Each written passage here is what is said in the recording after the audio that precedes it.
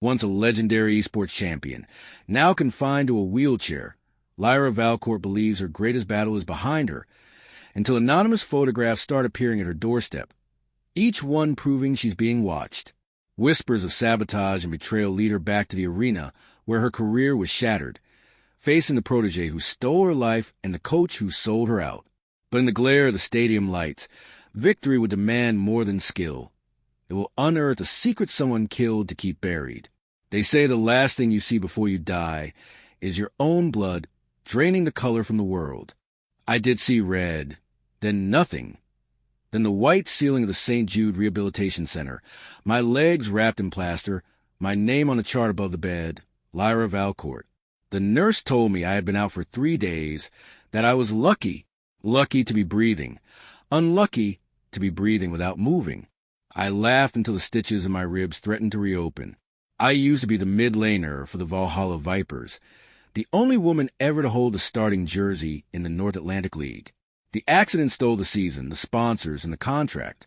What it did not steal was my husband, because he had already vanished 2 nights earlier, leaving only a voicemail in his wake. I need space, Lyra. Don't wait up. The voicemail was still saved on the cracked screen of my phone when the car flipped. 3 months later, I rolled into the lobby of the Vipers' new training compound in a carbon fiber chair the color of storm clouds. The receptionist's smile faltered when she saw me. The framed jerseys on the wall still bore my gamer tag, Nova, yet no one had thought to take them down. Coach Ronan Hale emerged from the elevator, silver hair slicked back like a man ready for a funeral. He told me the roster was full, that the organization had moved on. Before I could reply, a girl with bubblegum hair and a championship ring on every finger bounced past us, trailing laughter. "Don't mind Raven," Ronan muttered. "She's our new mid." I left the compound without protest, wheels hissing over wet asphalt until the automatic doors sealed shut behind me. That night, I sat in the parking lot of a 24-hour diner, staring at the neon sign until the rain erased every letter. A stranger tapped on my window. He introduced himself as Cashin Thorne, owner of a ragtag amateur team called the Iron Owls, and offered me a coaching position on the spot. I told him I couldn't coach. I couldn't even walk. He replied that the Owls couldn't win, so the math worked out. The Owls' base was a repurposed textile mill in Greyhaven's industrial district, all brick and broken windows, except for one glowing server room that smelled of ozone and cheap coffee. My players were teenagers who still called me ma'am and argued over whose turn it was to push my chair up the ramp. Cashin paid us in late-night pizza and promises of glory nobody believed. We trained until sunrise, the clack of mechanical keyboards echoing like gunfire across the empty looms. Then the messages started, and signed envelopes slid under my apartment door, each containing a single photograph. Me at the mill, me at the grocery, me asleep in the wheelchair with the blanket tangled around my waist. No note, no threat, just a silent implication that nothing I did was unseen. I installed bolts, cameras, a dog I never fed because I was too proud to admit I needed something alive to bark. The dog left. The cameras filled with static. The bolts held. I told no one, until the night raven followed me home. I smelled her perfume first, cotton candy masking something metallic. She stepped out of the shadows beside my van, eyes bright with triumph. "Did you really think Ronan would let the legend of Nova die?" she asked. "He built my entire brand on your ghost. Every time I land a skill shot, the streams tag at hashtag better than Nova. You're good for business, even in a chair." When I reached for the door lock, she slammed her palm against the glass. "Stay gone, or next time the pictures won't be taken from outside." I should have gone to the police, but shame is heavier than evidence. Instead, I drove to mill and taught my rookies how to read an enemy jungle path the way I once read the fear in an opponent's eyes. Week by week, the Owls climbed the regional ladder. Cashin's promises began to sound less like fairy tales. We qualified for the Winter Cup, a single elimination bracket broadcast live from Valhalla Stadium, home of the Vipers. Draw day felt like standing beneath the blade of a guillotine. When the bracket flashed on screen, the Owls logo sat opposite the Vipers. I heard Raven's laugh before I saw her. She stood beside Ronan, Fingers laced through his. The camera loved them. The script was obvious. Prodigy versus Relic, past devoured by future. Cashin squeezed my shoulder. "We forfeit," he whispered. "They'll humiliate us." I told him the only thing I could. We show up, or we disappear forever. The night before the match, the envelopes stopped. In their place, a single USB drive waited on my kitchen counter. The video file showed grainy footage from inside the Viper strategy room. Raven outlining a dive comp designed to exploit my limited mobility, Ronan nodding approval. At the end, Raven leaned toward the lens and mouthed, "Good night, Nova." They knew I would watch. They wanted me to know defeat was engineered. I arrived at Valhalla Stadium wrapped in the same jersey I had worn the night the car rolled. Number 7, star stitched over the heart. The arena lights felt colder than the rain that had ruined my legs. My rookies trembled in their headsets, but when the countdown hit 0, muscle memory guided my voice through every call.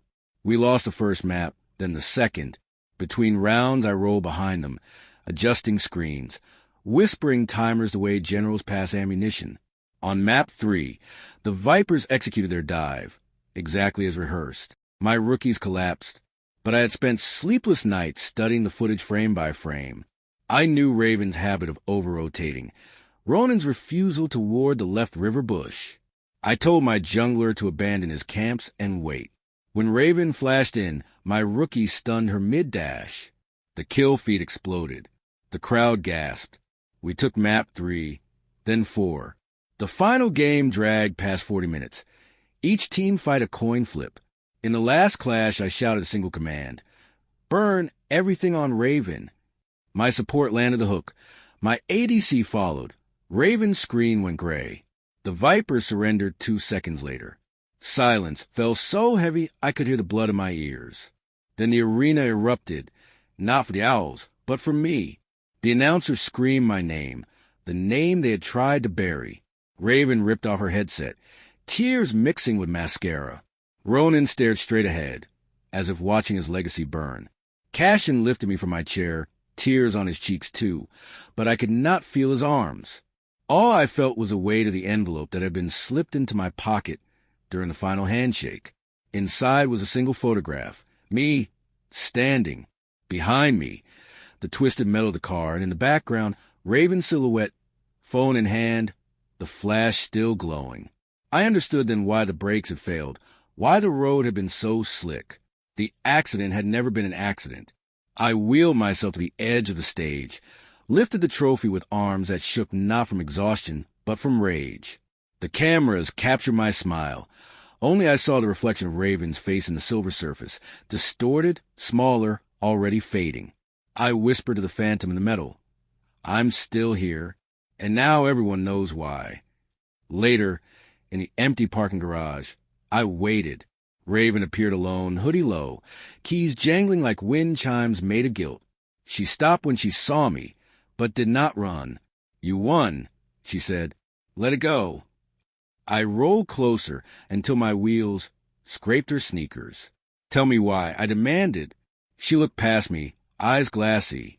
"Because you are always better, even broken. Because sponsors only want winners, and winners don't sit in chairs." She laughed, a brittle sound. "Ronan promised me the spotlight if the threat of you was gone. It was just supposed to be a scare." I showed her the photograph. Her face drained of color. I told her the police were already reviewing traffic cam footage, that the statute of limitations on attempted murder was generous. She sank to her knees, whispering apologies that tasted like pennies. I almost pitied her, almost. Instead, I dialed the number I'd saved under Detective Hayes. While the sirens approached, I rolled toward the exit, trophy balanced across my lap like a shield. The Iron Owls went on to win the Winter Cup, but I resigned the next morning. Cashin begged me to stay. My rookies cried. I told them the game had given me everything it could, that the future now belonged to legs that could still run. I left Greyhaven before sunrise. Van pointed south, radio off. In the rear-view mirror, the mill's broken windows caught the first light of dawn and looked almost whole. I still play, of course. New username, new server, new life. But sometimes When the cue timer ticks past midnight, I remember the way of that photograph and the sound of Raven's keys. I wonder if redemption is just another kind of victory, or some trophies tarnish the moment you lift them. Then the match starts, and I forget everything except the map, the timers, the thrill of knowing that every click is a small resurrection. My legs may never move again, but my hands still dance, flawless, merciless, alive.